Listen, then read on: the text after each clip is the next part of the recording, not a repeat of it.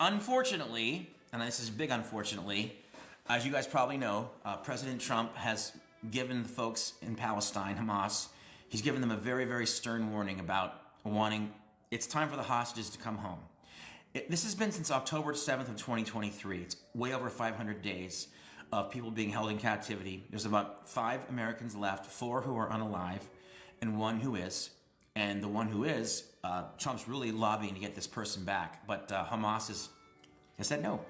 Hamas has said they've disregarded all of Trump's warnings and Israel's warnings. They're not going to cooperate. Hamas has declared that they're not going to cooperate with us. So we're moving toward the FAFO response. It's about to happen. Israel had ceased airstrikes while they were negotiating the hostage exchange, and now that Hamas has decided they will not participate in that exchange any longer, Israel has started back up with their airstrikes in Palestine, and they've vowed to continue doing this until the war is over. I wish it didn't come to this. I prayed that this wouldn't happen. I prayed that Trump would be able to negotiate.